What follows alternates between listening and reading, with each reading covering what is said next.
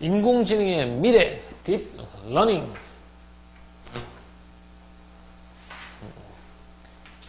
인공지능의 미래, 딥러닝. 우리 한동안 TV에서 화제가 됐었죠.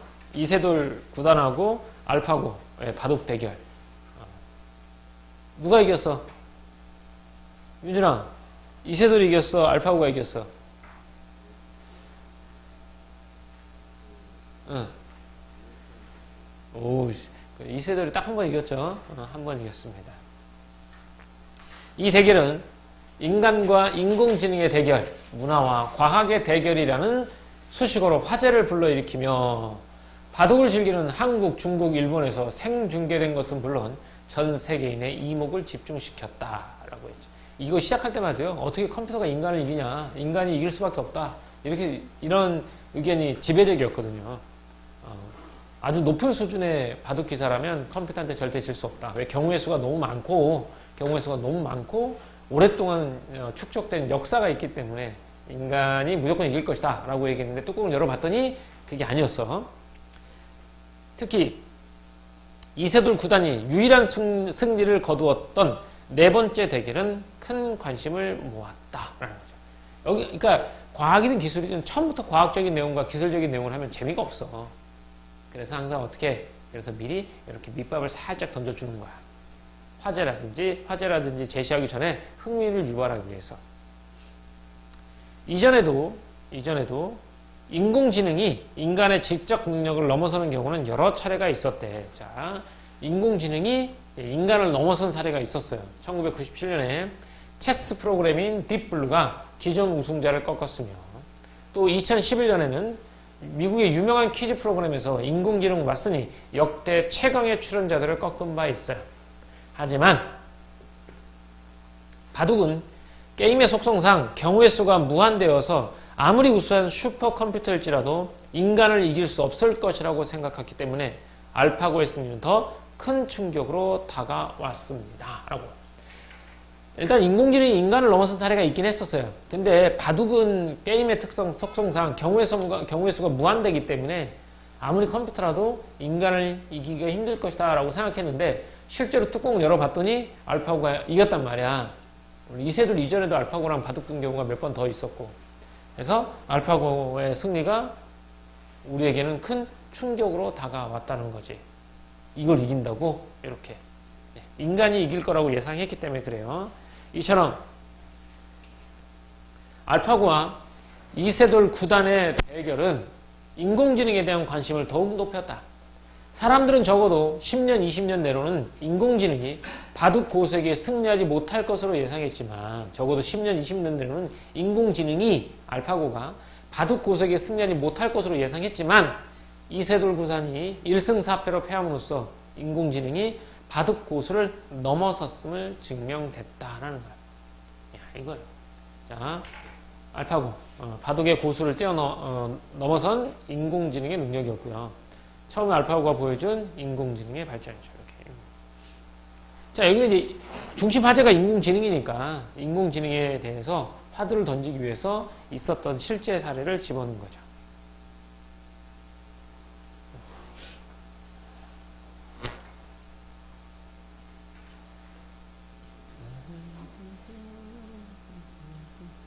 자, 적으세요.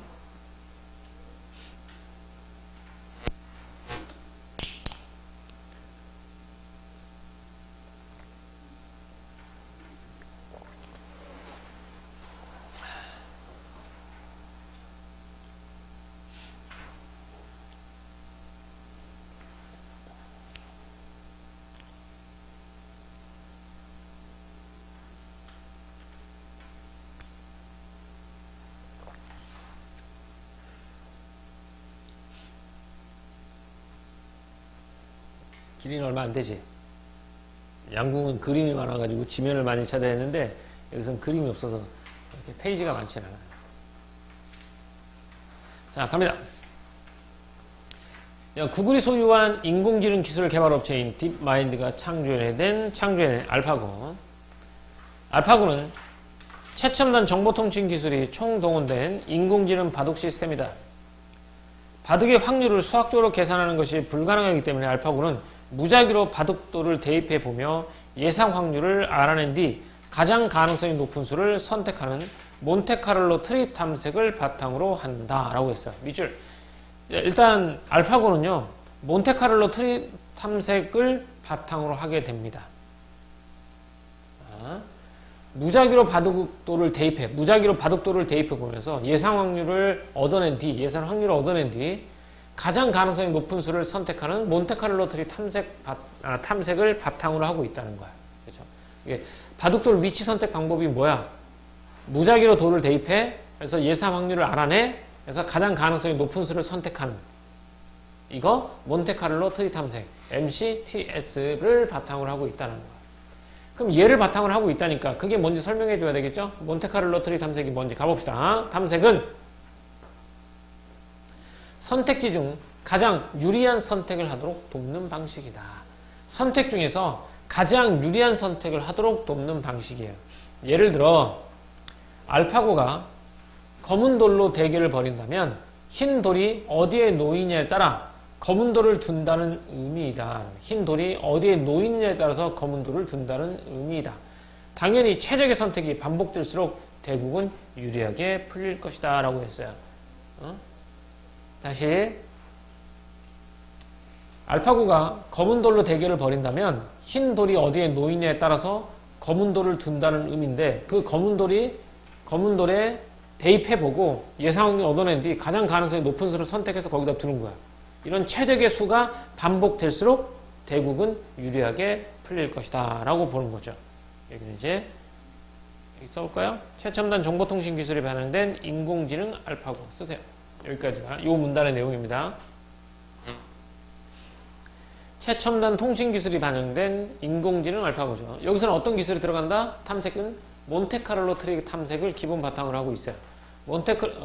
몬테카를로 트리 탐색은 다음 돌을 무작위로 돌을 놓고 예상 확률을 계산해서 가장 최적의 수를 놓는 거지.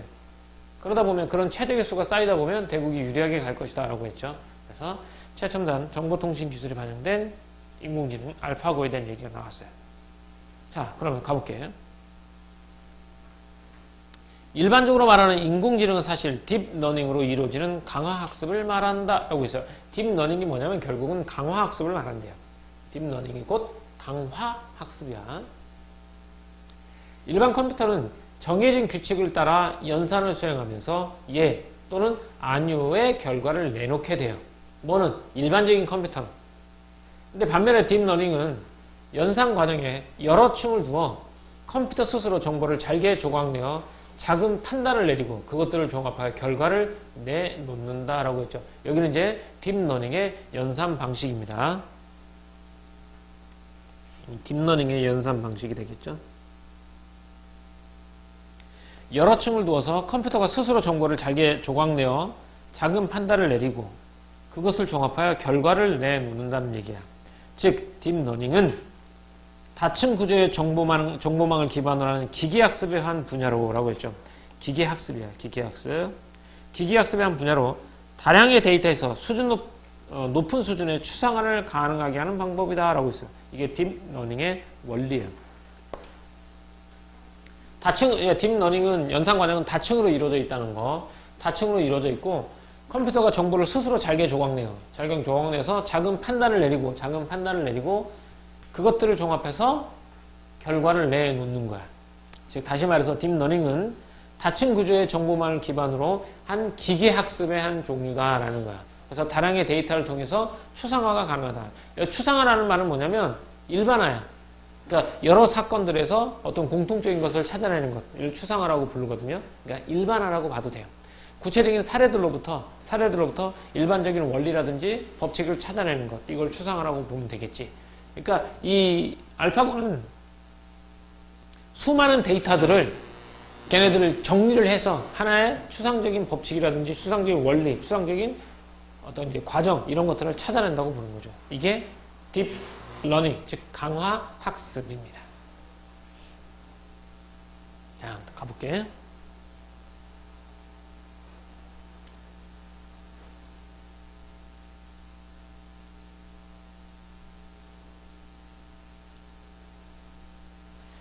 자, 기계학습에 대해서 알아봅시다. 기계학습은 정확하게 입력되지 않은 내용을 기반으로 인공지능이 자체적으로 학습하는 것이다. 그러니까 정확하게 입력되지 않은 내용을 기반으로 해서 인공지능이 자체적으로 학습하는 걸 기계학습이라고 불러요. 이때 인공지능은 방대한 양의 자료를 수집하고 그 자료를 기반으로 다음 단계를 예측하게 됩니다. 그러니까 인공지능의 기계학습 과정이에요. 기계학습에서는 정확하게 입력되지 않은 내용을 바탕으로 합니다. 정확하게 입력되지 않은 내용을 기반으로 얘가 자체적으로 합숙하는 거야. 그러면 방대한 양의 자료를 수집합니다. 저게 정확하게 입력되지 않은 내용이겠죠. 그 자료를 기반으로 다음 단계를 예측합니다. 가볼게요. 구글이 알파고에 도입한 딥러닝도 이러한 기계학습의 한 종류입니다. 기계학습의 한 종류래. 기계학습은 뭐라고? 방대한 양의 자료를 수집하고 그 자료를 기반으로 다음 단계를 예측하는 거야. 알파고의 개발자인 데이비스 하사비스 박사는 알파고를 개발하면서 프로 바둑 기사의 대구 기보란 얘기는 바둑을 두고 난 걸 기록한 거야. 바둑 둔 것을 기록한 거야. 기보 약 3천만 건을 입력했다고 말했어요. 이게 3천만 건이 뭐에 해당하겠니? 방대한 양의 자료를 수집한 거야. 이게 정확하게 입력되지 않은 내용이 그 중에서 정답은 없을 거 아니야, 그지? 그 자료를 여기다 입력했어요. 이후 알파고는 입력된 기보를 바탕으로 쉬지 않고 바둑을 두며 학습했어요. 학습한 거야. 저 자료를 입력했지. 그럼 얘는 바탕으로 쉬지 않고 바둑을 연습을 해요. 무려 1000년에 해당하는 시간만큼 바둑을 학습한 수준이라고 한대요. 1000년 동안 바둑만 둔 학습한 수준이 되는 거야. 알파고는 경기를 진행하면서 경험을 쌓아 스스로 학습하고 전략을 짜기 때문에 스스로 계속 학습한다는 거야. 계속 학습해. 때문에 딥마인드 개발자들도 알파고가 어느 단계까지 진화할 수 있을지 의문이라고 했다라는 거야. 알파고가 말이 되네. 이거 1000년에 해당하는 시간만큼 바둑 학습을 한 거잖아. 그지? 그러다 보니까 경기를 진행하면서 또 경험을 또 쌓아서 스스로 학습하고 또 스스로 전략을 짜기 때문에 알파고가 이길 수밖에 없었다라고 보는 거죠. 그래서 딥마인드 개발자들도 알파고가 어느 단계까지 진화할 수 있을지는 의문이라고 했어요. 알파고가 이세돌 구단을 상대로 연승할 수 있었던 것은 스스로 진화하는 학습 능력을 갖췄기 때문이다라고 본 거죠. 그러니까 알파고가 이길 수 있었던 이유는 뭐 때문이라고? 바로 학습 능력이죠. 이게 무슨 학습이라고? 기계학습이라고 그랬죠. 방대한 양의 자료를 바탕으로 추상화하는 거야. 방대한 양의 데이터를 바탕으로 해서 학습을 통해서 다음에 어디다 놓을지를 예측하는 거지. 이게 딥러닝이에요. 여기서 3천만 건의 기보를 가지고 1000년 동안 바둑을 둔 거잖아. 그러니까 이길 수밖에 없겠죠. 그래서 경기를 진행하면서도 경험을 쌓아 그걸 스스로 학습하면서 스스로 전략을 짜기도 한다라는 거겠죠. 여기까지. 그래서 이제 진화하는 학습 능력을 가진 알파고가 되겠고, 여기까지가 알파고를 통해서 본 딥러닝의 원리예요. 딥러닝 이렇게 원리. 방대한 자료를 가지고 스스로 학습해요. 학습해서 스스로 전략을 짜는 거죠. 이게 알파고를 통해서 본 딥러닝의 원리가 되겠어요.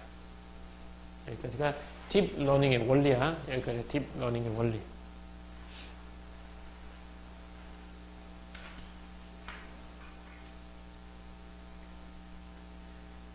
승아가 요즘 대사가 챗 GTP 아니야? 챗 GTP 맞지? 챗 GTP 맞죠? GPT 그래. 선생님 이제 이런 언론이라든지 인터넷 이런 기사를 잘 안 보니까 그런 쪽에서 좀 뒤쳐져 있어. 그래서 어느 날 선생님들하고 얘기를 하게 되는데 뭔 얘기를 하더라고. 그래서 챗 GTP가 얘기를 하는 거야. 근데 그걸 가지고 막 바탕으로 얘기하더라고. 내가 못 알아듣겠잖아. 무슨 말인지 몰라서. 챗 GPT? GPT가 뭔지 모르는 거야. 내가 그래서 야 그게 뭐냐고 그랬더니 나는 아니 GPT, 챗 GPT 이렇게 이 얘기만 반복하는 거지 나는 모르는데 그러니까 내가 순간 화가 나더라. 아 그래서 챗 GPT가 뭐냐고. 그러니까 그때 가서 설명해 주더라고. 지네들은 다 안다 이거지. 그 날 무시해? 인터넷을 안 본다고? 신문 기사를 안 본다고? 이렇게 이게 써본 적 있냐? 너도 써봤어?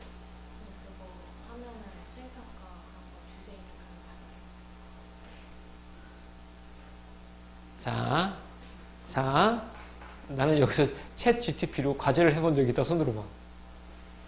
오, 의외로 있네. 그럼 어디가 사는 거야? 그럼 구글에 가서 챗 GTP 치면 돼? 그러면 챗 GTP 뭐 창이 딱 떠 화면이? 거기다 뭐라고 물어봐?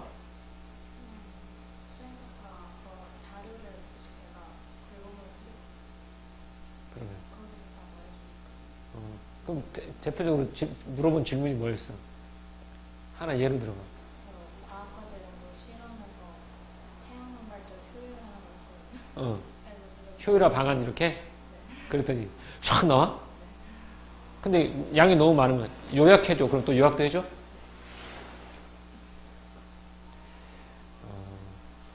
우리 딸내미는 아직까지도 지식인을 이용하는 거야. 지식인의 맹신이든 맹신? 지식인은 모르는 게 없대. 그래서 수행평가할 때 나는 내 주변에서 내공 걸고 지식인의 질문하는 우리 딸을 처음 봤어. 니네도 해본 적 있냐? 지식인에 막 한 거야. 그래서 학교에 갔대. 수행평가 때문에. 그랬더니 어떤 애가 야, 나 지식인에서 질문 찾아서 했어. 그런 거야. 우리 딸이 그거 내가 질문한 거야. 그러더라고.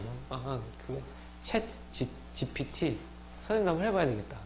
그러면 과학과 관련된 비문학 지문 하나 써줘. 진짜 써줘? 써준다기보다는 모의고사 관련된 거랑 해가지고 제조합해줘? 똑같은 글은 아니고. 잘 모르겠어요. 야, 모의고사를 EBS 지문 집어넣고 이 지문과 유사한 길이의 지문을 써줘? 오, 대박. 작가들 다 굶어 죽겠는데? 야, 나중에 이러다 수능도 GPT가 내는 거 아니야? 그런 세상이구나, 참. 그래서 영어 선생님들이 편해졌다고 하더라고. 영어 선생님들이 지문을, 챗 GTP로 지문을 만든대. 영어 지문. 내가 아는 애도 모의고사를 일주일에 하나씩 만들어야 되는데, 챗 GPT를 통해서 지문을 만들어서 모의고사 문제도 만들어준다고 하더라고. 좋은 세상이에요. 자, 이러한 딥러닝은 이미 여러 분야에서 활용되고 있다. 자, 여러 분야 활용되고 어떤 거 한번 해볼까요? 자동으로 음성을 인식하여 인간이 요구하는 기능을 작동하도록 하는 것도 이와 같은 예로 볼 수 있다. 이게 음성인식입니다. 자동으로 음성을 인식하여 인간이 요구하는 기능을 작동하도록 하는 것도 이와 같은 예로 볼 수 있다. 라고 했죠. 딥러닝의 분야 첫 번째 음성인식 분야입니다. 뿐만 아니라 두 번째 이미지 분류에서도 딥러닝을 이용해 자동으로 영상을 인식하여 이를 분류하고 분류 목적에 맞게 저장까지 할 수 있게 되었다라고 했죠. 이미지를 분류하는 거 이것도 챗 GTP가 되겠습니다. 두 번째 또 제약 산업에서도 딥러닝이 사용됩니다. 새로운 약이 개발되어도 생각만큼 약효를 보이지 못하거나 예상치 못한 다른 작용을 일으켜 상업적으로 출시되지 못하는 경우가 많은데 딥러닝을 이용한 가상실험 방법이 가능해지면서 많은 연구자들이 약물 개발에 유용하게 활용하고 있습니다. 세 번째가 제약산업이 되겠고 마케팅 분야에서도 딥러닝은 고객에 따라 활용 가능한 마케팅 방법을 선정하고 효과를 예측하는 데 활용되고 있다라고 했죠. 이게 마케팅 분야고요. 그래서 마케팅, 제약, 이미지, 음성인식 다양한 산업에서 활용되고 있는 딥러닝에 대해서 알아보고 있어요. 여기까지가 다양한 분야에서 활용되는 딥러닝입니다.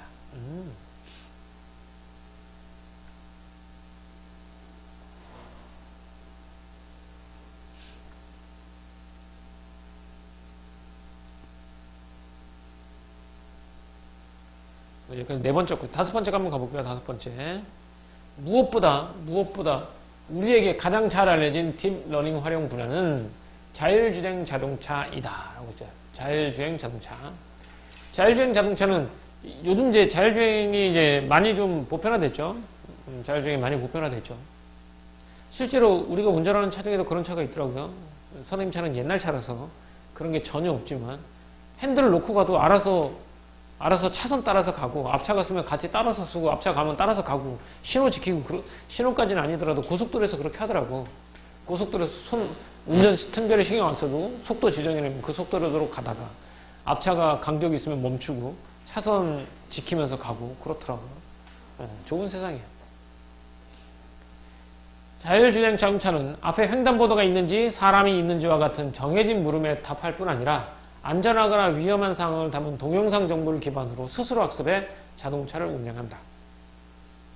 무엇이 더 중요한 정보인지 판단해 그것을 다음 연산에 반응하는 것이다. 참조할 자료가 많을수록 인공지능은 단련된다. 인공지능 연구자들은 이전에 없던 새로운 창의성이 나타날 수 있다고 말한대. 그러니까 인공지능 연구자들은 왜냐면 얘네들은 참조할 자료가 많을수록 인공지능은 단련된다고 했잖아. 그 결국 얘는 학습한다는 얘기잖아. 앞에서도 바둑을 3천만 건의 기보를 가지고 됐더니 걔가 계속 1000년 동안 바둑을 두는 연습을 하는 거잖아. 그래서 학습하고 또 바둑을 두면서 새로운 걸 학습하고 경험하고 이걸 통해서 새로운 전략까지 짠다고 하니까 이전에 없었던 새로운 창의성이 나타날 수 있다고도 본다라는 거야. 그죠? 딥러닝 중에 하나가 또 하나 우리가 알고 있는 게 그거잖아요. 노래도 만들잖아요. 노래. 이것도 실제로 노래를 그렇게 해서 나온 노래가 나오기도 해요. 실제로도. 그러면 생각하지 못했던 노래가 나온다는 거지. 인공지능을 소재로 만드는 한 영화에서 주인공이 인공지능 운영 체제의 이름을 물으면서 다음과 같은 대사가 진행됩니다. 이 영화 헐? 이런 영화였나봐. 뭐라고 부르면 되죠? 이름이 있나요? 라고 말했더니 그쪽에서 네, 사만다예요. 그 이름은 어디서 얻었나요? 사실 방금 제가 혼자 지은 이름이에요. 라고 말해. 이름도 스스로 지을 수 있대요. 인공지능은 자신이 방금 지은 이름이라고 실토하는데 100분의 2초 만에 아기 이름 짓는 법이라는 책에 나오는 18만 개의 이름 중 하나를 선택하여 자신의 이름으로 삼은 것이다. 발음할 때 소리가 좋다는 이유까지 덧붙여서 말이다. 영화는 이 운영체제를 이렇게 소개한다. 영화에서 이렇게 말합니다. 단순한 운영체제가 아닙니다. 또 하나의 의식입니다. 라고 했죠. 또 하나의 의식입니다. 라는 얘기는 스스로 판단하고 선택할 수 있다는 거죠. 스스로 판단하고 선택할 수 있다는 거죠. 이렇게 적으세요. 여기까지가 자율주행 자동차 분야의 딥러닝 활용과 인공지능을 소개로 한 영화를 소개했어요. 다양한 분야에서 활용되고 있는 딥러닝이었죠. 일단 해보가 첫 번째가 음성인식이었던 것 같고 기억을 떠올려 봅시다. 첫 번째가 음성인식, 두 번째가 이미지 분류, 세 번째가 제약, 그 다음 자율주행 자동차 하나가 더 있었던 것 같긴 한데 어쨌든 이렇게 그래서 다양한 분야에서 활용되고 있습니다.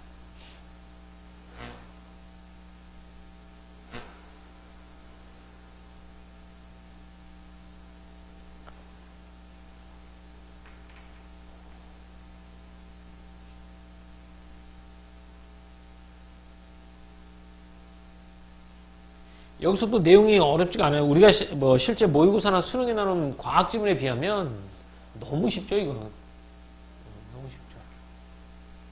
과학적인 내용을 이용해서 그냥 얘기해 준 것 뿐이고. 그나마 여기서는 조금 생각해 봐야 될 부분이 어디 부분이냐면 바로 기계학습과 관련된 부분이겠지. 거기 부분만 내용이 조금 복잡하니까 거기만 좀 반복해서 읽어본다면 큰 문제는 없을 겁니다.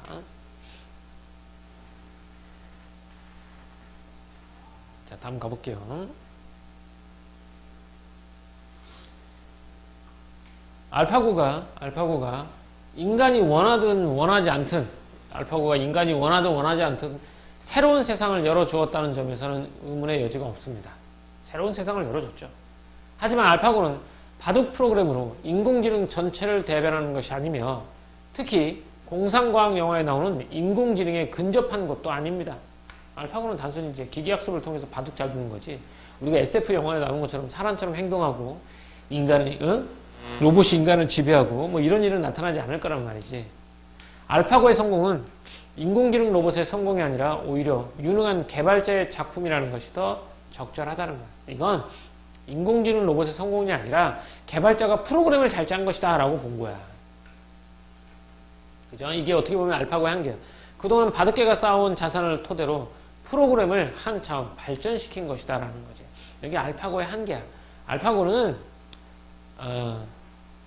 이제 바둑 대결에서 이겼는데 그건 인공지능 로봇의 성공이 아니라 프로그램 개발자가 프로그램을 개발을 잘 한 것이다 라고 본다는 거야. 지금 이렇게. 다만 알파고의 기계학습 능력은 활용도가 매우 높다. 바로 기계학습, 딥러닝이라고 하죠. 기계학습은 활용도가 매우 높습니다. 자, 어떨 때 활용하는지 한번 가볼까요? 알파고가 이룬 성과를 앞으로 알파고를 뛰어넘는 수많은 인공지능 딥러닝 프로그램의 등장을 예고했어요. 첫 번째, 기계학습의 활용도 앞으로 이런 딥러닝 프로그램의 등장이 또 나올 것이라는 거. 그리고 이 프로그램들은 인간의 영역을 상당 부분 대신할 것이라는 거야. 인간이 했던 부분을 대신할 것이라는 거. 이게 이제 활용도가 높은 건데, 하지만 인간이 과학적 윤리의식을 바탕으로 인공지능에 대한 통제력을 가진다면, 과학적 윤리의식이야. 인공지능에 대해 인간이 가져야 할 태도가 뭐냐면 바로 과학적 윤리의식을 가져야 돼. 인공지능은 두려움의 대상이 아니라 인간의 문제를 해결하기 위해 인간이 만들어낸 과학 발전의 결과물로서 이로운 방향으로 활용될 수 있을 것이다 라는 거야. 결국은 인간 문제를 해결하고 인간 문제를 해결하기 위한 딥러닝이 되려면 결국은 과학적 윤리의식을 바탕으로 인공지능에 대한 통제력을 지녀야 된다는 거야. 그렇게 한다면 인간 문제를 해결하기 위해 인간이 만들어낸 과학 발전의 결과물로서 이로운 방향으로 활용될 수 있다라는 거야. 인간을 이롭게 하기 위한 어떤 부수적인 도구로서 기능하게 될 것이다라는 거야. 그러기 위해서는 뭘 가져야 된다고? 과학적 윤리의식을 가지고 인공지능에 대한 통제력을 가져야 된다라는 거지. 근데 우리가 본 SF 영화들을 보면요. 대부분 인간이 인공지능에 대한 통제력을 상실해요. 그렇기 때문에 이 인공지능이 그 스스로 발전해서 스스로 판단을 내리게 되면서 인간에게 이롭지 못한 뭐 방안을 제시하는 경우가 있었죠. 특히 영화에서. 대표적인 게 터미네이터 아니에요? 터미네이터? 기계가 인간을 지배하게 되잖아요. 여기까지가 인공지능의 미래와 우리의 과제가 되겠어요. 인공지능의 미래는 뭐라고요? 인간을 위해 유용하게 활용될 부수적 도구로서 기능하게 될 것이다. 그럼 우리의 과제는 뭐라고요? 과학적 윤리의식을 바탕으로 인공지능에 대한 통제력을 가져야 한다. 이게 우리의 과제가 되겠고, 인공지능의 미래는 인류의 삶을 이롭게 하기 위한 부수적인 도구야. 부수적인 도구로서의 기능이지 주체적인 게 아니라 부수적인 도구야. 그렇게 활용할 거고. 그러기 위해서는 과학적 윤리를 가지고 인공지능을 뭐 할 수 있어야 된다? 통제할 수 있어야 된다. 라고 보는 거죠. 자, 이렇게 됐습니다.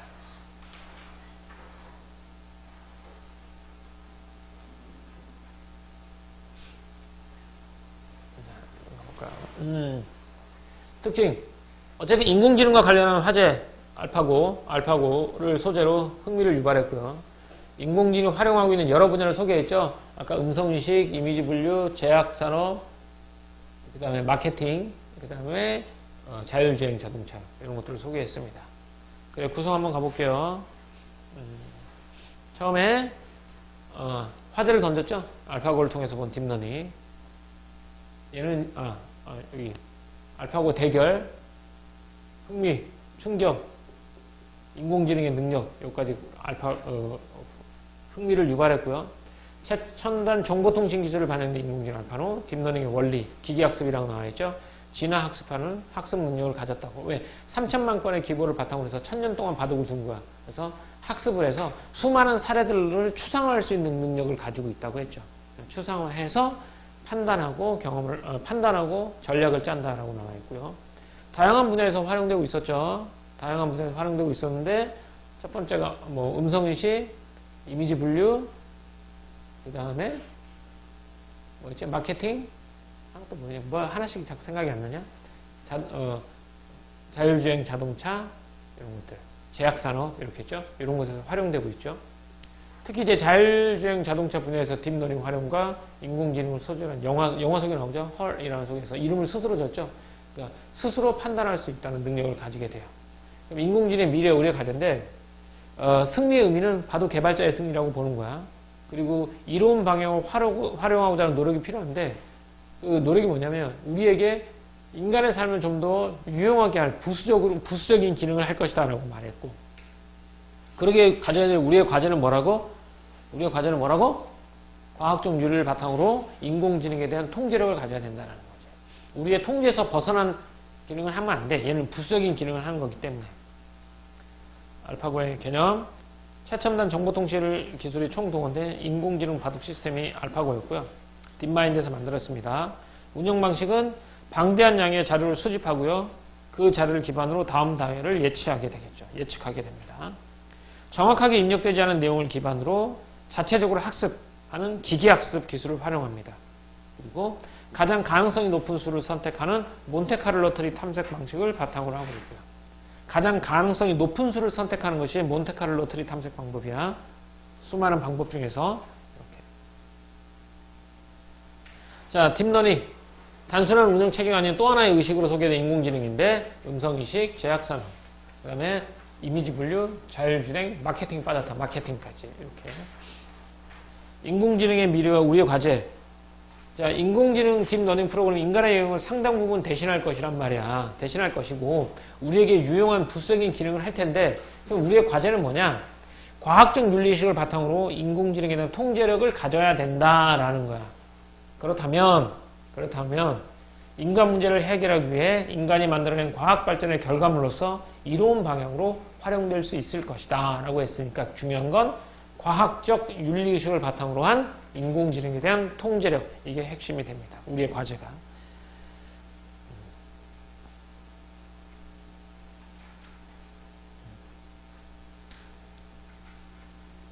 자, 이런 것들이 빈칸 한번 채워볼게요. 인공지능 알파고와 이세돌 구단 바둑 대결에서 예상을 깨고 알파고가 승리하자 사람들은 깜짝 놀랐죠. 알파고에 도입한 딥러닝이란 무엇일까? 라고 물어봤습니다. 딥러닝은 기계학습이에요. 다량의 데이터에서 높은 수준의 추상화가 가능한 거야. 다량의 데이터를 가지고 그 데이터를 분석해서 일반적인 법칙이나 원리를 찾아낼 수 있다는 거야. 특징이야. 이러한 딥러닝 기법은 현재 여러 분야에서 활용되고 있다라고 했고, 맞아. 대표적으로 자율주행 자동차가 있어. 이외에도 자동 음성 인식, 이미지 분류, 그리고 제약산업과 마케팅 분야에서 활용되고 있고요. 이러한 인공지능은 참조할 자료가 많을수록 단련이 되는 거야. 참조할 자료가 많을수록 단련이 되고, 이제는 어떤 새로운 창의성이 나타나기도 한다고 해요. 그렇다면 앞으로 인공지능이 발전하면 우리는 어떤 태도를 가져야 할까라고 물어봤죠. 어떤 태도? 인공지능을 이로운 방향으로 활용하기 위해서는 인간이 과학적 윤리의식을 바탕으로 인공지능에 대한 통제력을 갖는 것이 무엇보다 중요하다고 했고, 이게 우리의 자세, 가장 중요한 것이라고 했죠.